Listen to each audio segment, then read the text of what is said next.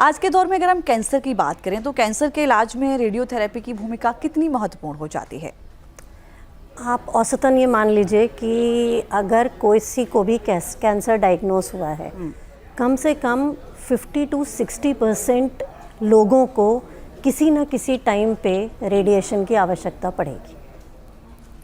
ये है। सो इफ़ेक्टिवली 3/4 को जो उनको भी डायग्नोस होना है, उनको शुरू में, बाद में, बीच में कहीं ना कहीं रेडिएशन की आवश्यकता ज़रूर पड़ जाती है। जी, आमतौर पर ये कहा जाता है कि एक्सरे हो या सिटी स्कैन हो शरीर को बहुत नुकसान पहुंचाते हैं। क्या ये सच है और इससे कितना खतरा होता है? नहीं, डेफिनेटली ये बात बिल्कुल सही है। जो बेसिकली देखिए, रेडिएशन जब हम यूज़ कर रहे हैं बीमारी को मारने के लिए, तो उसका एक इफ़ेक्ट है, साइड इफ़ेक्ट भी होते हैं। लेकिन अगर आप आमतौर पे रेडिएशन हमारी ज़िंदगी में देखेंगे तो कई सारी चीज़ें हैं जो कि रेडिएशन पैदा करती हैं। जैसे कि हमारे जितने भी ये डिवाइसेस हैं, नॉर्मल एक्सरेज हैं, सीटी स्कैन्स हैं, इन सब में रेडिएशन है। इसीलिए बोला जाता है कि सीटी स्कैन को आमतौर पर हम साल में 1 से ज़्यादा रिपीट नहीं करना चाहिए। ये नॉर्मल पेशेंट के लिए, नॉर्मल इंसान के लिए, ना कि पेशेंट के लिए। क्योंकि जब हम पेशेंट को ट्रीट कर रहे हैं तो ये मायने नहीं है, क्योंकि रेडिएशन लॉन्ग टर्म इफ़ेक्ट छोड़ता है। तो थोड़ी थोड़ी मात्रा में भी अगर जा रहा है तो वो आपके शरीर को फ़ायदा नहीं पहुंचा रहा है अगर आपको उसकी ज़रूरत नहीं है। जी, इसीलिए शायद ऐसा किया जाता है कि पहले एक्सरा या अल्ट्रासाउंड ही सजेस्ट किया जाता है। जी। अगर उसमें आपकी जो प्रॉब्लम है वो आइडेंटिफाई नहीं हो रही है, देन आपको लास्ट में बोला जाता है कि आप सिटी स्कैन कराइए। जी बिल्कुल, एब्सोल्युटली। क्योंकि आपका जो अल्ट्रासाउंड है बिल्कुल उसमें कोई रेडिएशन नहीं है, एमआरआई में रेडिएशन नहीं है। सो स्टार्ट करने के लिए आप वहाँ से स्टार्ट करते हो कि हाँ भाई, कुछ हमें शक पड़ रहा है कि यहाँ पे आगे बढ़ने की ज़रूरत है। तब फिर आप जाते हो, उसमें सीटी स्कैन है, पेट सीटी है।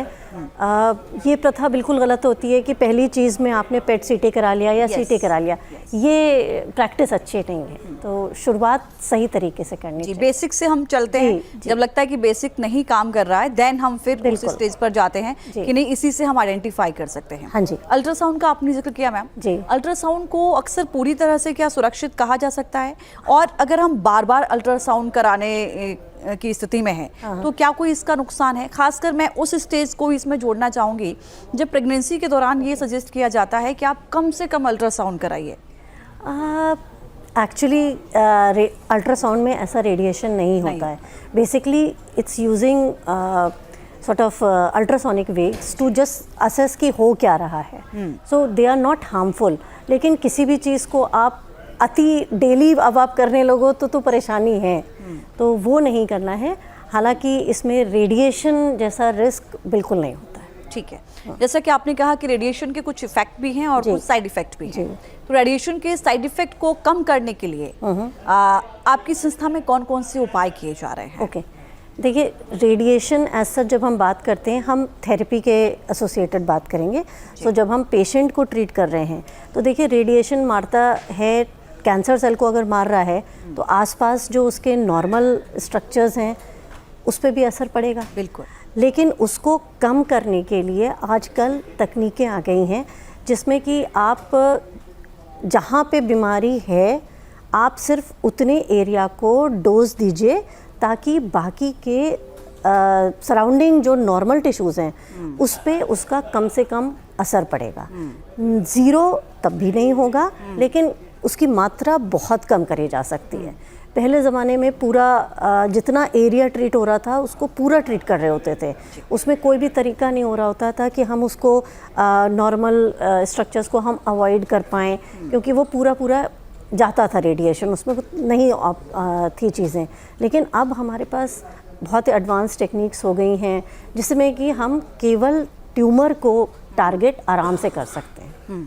हम पिन पॉइंट पर उसी चीज को टारगेट करते हैं जहां हमको रेडिएशन की आवश्यकता है। एब्सोल्युटली, बिल्कुल सही जी। तो वो हम कर सकते हैं। हमारे पास है, अब ये नई लीनियर एक्सीलरेटर्स कहलाते हैं, जो कि कई तरीके के होते हैं और वो ये पूरी तरह करने में सक्षम होते हैं। जी, हम अगर भारत में कैंसर की बात करते हैं मैम, तो क्या समय पर इलाज न होना सबसे बड़ी वजह है, या आपको लगता है कि नहीं, लोगों में अभी जागरूकता की कमी है, या फिर संसाधनों की कमी है, या फिर लोगों में डर है, या फिर ये भी एक वजह है कि बहुत महंगा इलाज लोगों को लगता है, जिसकी वजह से कोई भी अगर कुछ संदेह है भी तो भी इस तरफ देखना नहीं चाहता कि ये हो सकता है? आपने जितनी बातें कही, थोड़ी थोड़ी मात्रा में सारी चीज़ें कंट्रीब्यूट करती हैं। जो स्थिति है हमारे यहाँ, जिस तरह से हमारे यहाँ इस समय कैंसर एक एपिडेमिक की तरह फैल रहा है, बिल्कुल, तो अगले 20-25 साल में आप ये समझ लीजिए कि हमारा जो प्रोजेक्टेड है कि हमारे यहाँ कितने लोग होंगे, 1 in every 40 people will be having cancer. That's enormous. और इसको हमें टैकल करने के लिए हर एक लेवल पे बात करनी है। एक, पहले जागरूकता बढ़ानी है कि अगर शक हो रहा है तो उससे भागे नहीं। अगर अर्ली पकड़ में आ जाएगा तो हर एक कैंसर ट्रीटेबल है।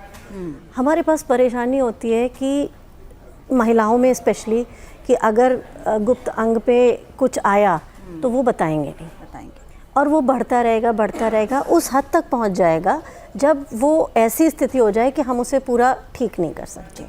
दूसरी चीज़ होती है स्तन कैंसर, आजकल बहुत बढ़ रहा है, लेकिन उसके लिए यही है कि ये एक ऐसा कैंसर है जिसमें अगर ठीक से करो तो बहुत आराम से 20-25 साल तक पेशेंट बिल्कुल ठीक रहते हैं। लेकिन अवेयरनेस होनी है, मोस्ट इम्पॉर्टेंट, बिल्कुल अवेयरनेस होनी चाहिए। और हमको ये भी इंश्योर कराना चाहिए कि अगर दूर भी कोई मरीज़ बैठा हुआ है, गांव में है या कहीं है, तो उसके पास कम से कम ये पहुंच होनी चाहिए कि वो किसी पीएचसी या सीएचसी पे जाए तो उसको कम से कम लोग सही जगह डायग्नोस करके रास्ता सही दिखा पाएँ। बिल्कुल। वो यूजुअली क्या होता है, पहले एक जगह जाएगा, फिर आयुर्वेदिक में, फिर होम्योपैथिक में, वो सब तरीके के घूम लेगा। जब उसका ये होगा कि अब नहीं ठीक हो रहा है, तब फिर वो हमारे पास पहुंचते हैं। आपने ब्रेस्ट कैंसर की बात की, महिलाओं में बहुत तेजी से हम देख रहे हैं, जो आंकड़े भी अगर हम देखें तो बढ़ रहे हैं जी। सर्वाइकल कैंसर के भी मामले लगातार बढ़ रहे हैं। इनको रोकने के लिए आपको क्या लगता है कि क्या वो ज़रूरी कदम होने चाहिए जो बहुत ज़रूरी है कि उनको उठाया जाए? देखिए, अगर हम सर्विक्स कैंसर पर से की बात करते हैं तो एक ज़माना था जिसमें हमारे यहाँ ये बहुत ज़्यादा कॉमन था, लेकिन अब इसकी जो है नंबर्स कम हो रहे हैं।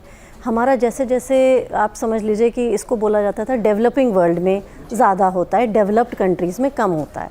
जैसे हमारा सोशो इकोनॉमिक भी ऊपर गया है, हमारी बीमारियां भी बढ़ गई हैं, सो बदली हैं। ओबेसिटी, हाइपरटेंशन जो पहले नहीं होते थे अब होते हैं, जैसे हार्ट डिजीज होती है, आपकी चेंज होती है, बीमारियां बढ़ना शुरू हो जाती हैं। वैसे ही कैंसर की जो है प्रेजेंटेशन में भी चेंज होने लगा है। अब हमारे पास सर्विक्स कैंसर उतना नहीं आता जितना करीबन 15 साल पहले मान लीजिए आता था।